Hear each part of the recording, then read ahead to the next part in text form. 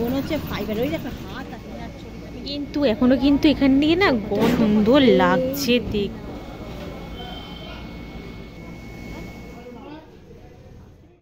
বন্ধুরা আজকে কিন্তু শিল্পী সনাতন উদ্যানপালা এখান থেকে একটা অ্যামেজিং একটা ঠাকুর বেরিয়েছে, অ্যামেজিং। আমরা আস্তে আস্তে উঠে গেছে, কারণ আমরা গেছিলাম কুমারটুলিতে, একদমই তাই, বোনের ঠাকুরটা। হ্যাঁ, বোনের ঠাকুরটা কিনতে, কিন্তু মা এখানে আমাদের জন্য ওয়েট করেছিল, ওয়েট করে আছে, ওয়েট করে থাকবে।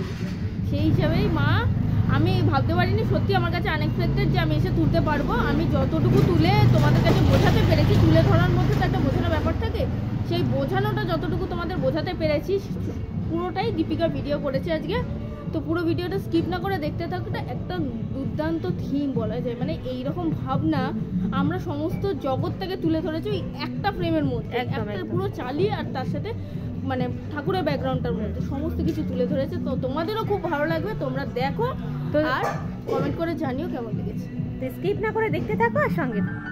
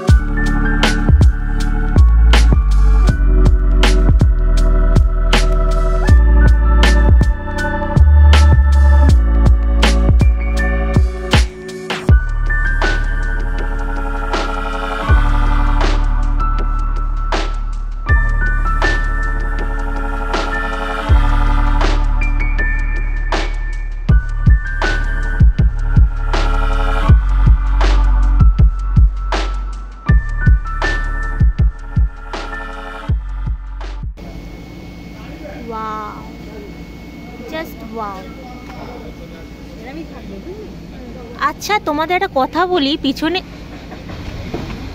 পিছনে যে চালাটা সেটা দেখো, এখানে কিন্তু বিষ্ণুর যে অবতারগুলো সেগুলো কিন্তু রয়েছে। দেখো, এই দেখো মৎস্য অবতার, গরুর অবতার, কুম্ভ অবতার, এগুলো কিন্তু রয়েছে, দেখেছো? এই দেখো, এই দেখো, এই দেখো বুদ্ধদেব, এইটা হচ্ছে কল্কি অবতার, দেখেছো কত সুন্দর দেখেছো করেছে।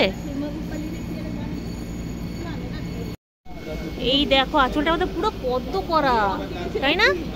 এই পাশে দেখো একজন বসে আছে, আর এই পাশে কিন্তু আরেকজন বসে আছে, এই পাশেও কিন্তু পুরো পদ্ম করা। এই দেখো, আর পুরো ইট কালার, তাই না বল? পুরো ইট কালার, দারুণ সুন্দর, দারুণ সুন্দর লাগছে। কিন্তু এটা কিন্তু দেখেছি, এই তো কল্কি অবতার, এটা কল্কি অবতার, এটা হচ্ছে গিয়ে কি বুদ্ধদেব।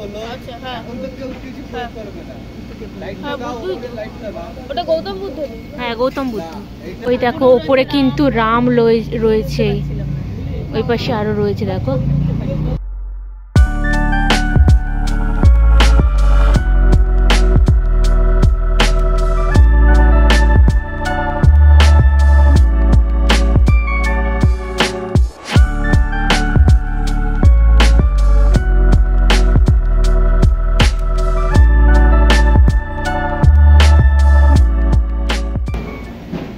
উপরে চালিটা আসে, তোমাদেরকে দেখাচ্ছি, দাঁড়াও।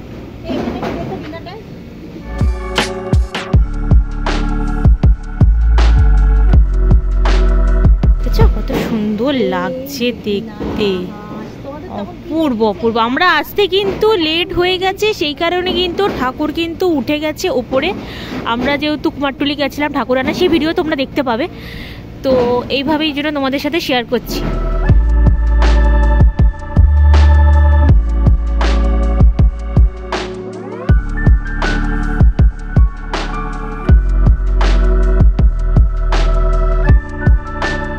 এটাও কিন্তু 4 হাতের মহা সরস্বতী রয়েছে, দেখেছো? দেখো, এটাও 4 হাতের মহা সরস্বতী, অ্যামেজিং। কিন্তু এখনো কিন্তু এখান থেকে না গন্ধ পাচ্ছি রঙের, এত ভালো লাগছে যে কি বলবো, খুব ভালো লাগছে। আচ্ছা তোমরা কিন্তু কমেন্টে জানিও যে এই অবতারগুলোর নাম কি কি।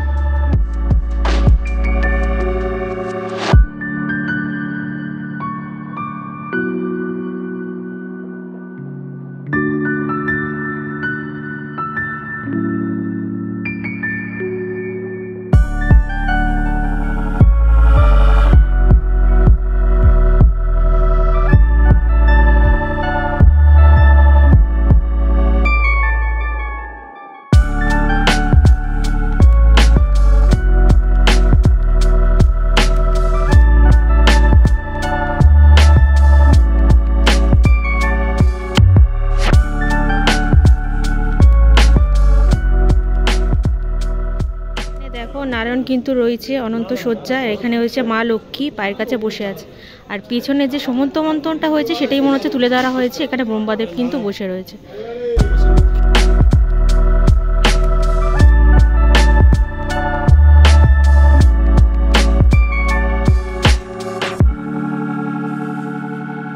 এখানে একটা শাক রাখা হয়েছে, দেখো বুঝেছো কি সুন্দর লাগছে ঠাকুরটাকে দেখতে, মুটুকটা কিন্তু অপূর্ব হয়েছে দেখতে।